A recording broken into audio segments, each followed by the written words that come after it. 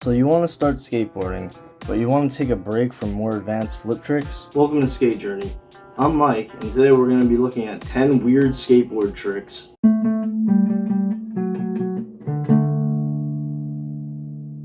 Number 10. The no comply.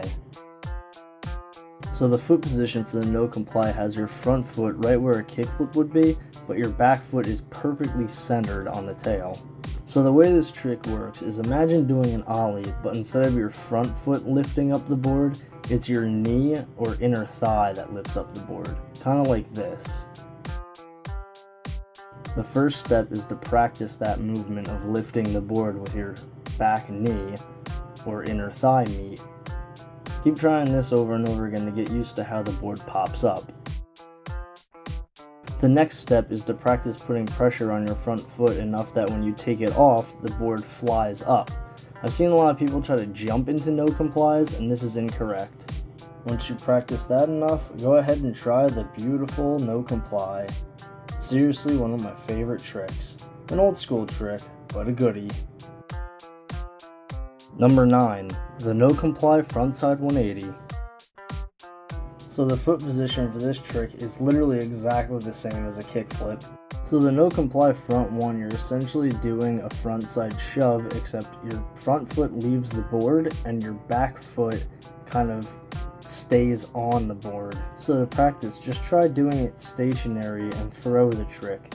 Notice how the knee does not actually hit the board for this trick. Some actually think this is easier than the regular no comply. Once you've gotten used to the movement, don't be afraid to try it while moving. To land it, all you gotta do is simply just step your front foot back on the board once it's done completing its rotation. Roll away. Number 8. The no comply pop shove. The foot position for this one is again exactly the same as a kickflip. Now this trick is exactly what it seems, a pop shove with a no comply. To practice the motion, all you have to do is simply do a little shove with your back foot. Once you get that motion down, honestly just go for it. This trick is really easy, but I think it looks pretty cool. Go ahead and try it. Number 7. The no comply front shove. Now the foot position for this one is slightly different. The front foot remains the same, but the back foot is kind of at an angle. Now I won't lie, this trick is kind of rough. There really is no way to safely practice it unless you want to hit yourself in the shin. This trick kind of is awkward and you have to watch out and make sure it doesn't hit you in the front leg. This trick sucks. But if you're finally brave enough to try it, then this is what the final product looks like. It's such a sketchy trick. Number 6. No comply finger flips. This is the last no comply trick, I promise. Anyway, kickflip position. This one is pretty self-explanatory. You pop the board up, and as it's coming up, you flip it with your fingers. Simple as that. You can practice adding the no comply part stationary if you want to. But honestly, this is another trick you should really just go for. It's really a simple trick. You just gotta crouch, you pop, and you flick with your hand. Then you jump back on the board when you're ready. Easy as that. If you want more of a challenge, you can try to do the heel flip style variation where you hit it kind of with your palm. This one's a lot harder, but I think it looks really cool if you can get it clean. Number 5. Strawberry milkshake. Easily one of, if not the weirdest foot positioning. So you're going to stand on the board kind of ski style with your front foot hanging off and your back foot hanging off the sides. Such a weird position. So the only real way to practice this trick is to start with your board sideways and put your back foot to the right side of it and scoop it kind of like this.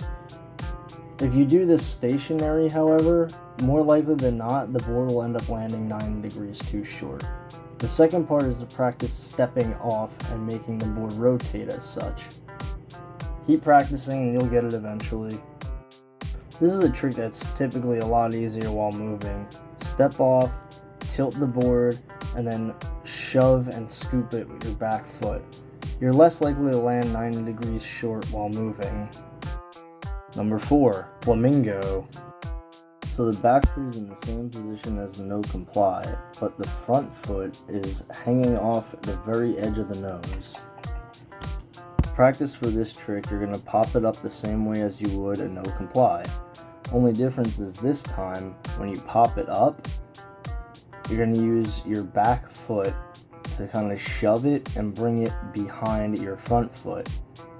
Once it's behind your front foot, you're going to pinch it between your front thigh and your back foot and knee, and then just drop it down and land. Overall, this is what the trick looks like. It's not that easy of a trick, but it's really, really unique, and not a lot of people do it at the skate park. I always get weird looks when I do it. Number 3, primo flip.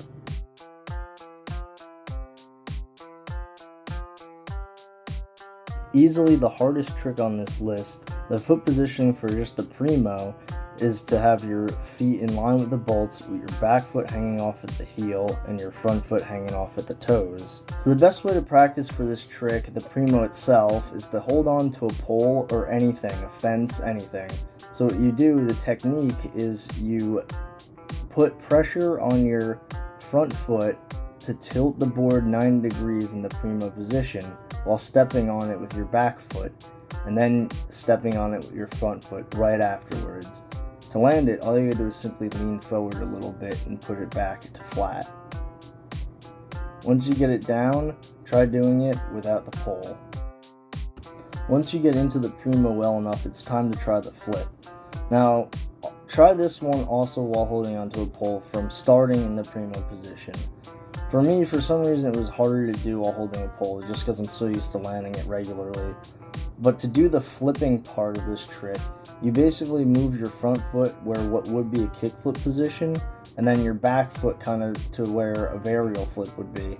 And you gotta pop really quick, otherwise you lose your balance. Overall, this is what the entirety of the trick looks like.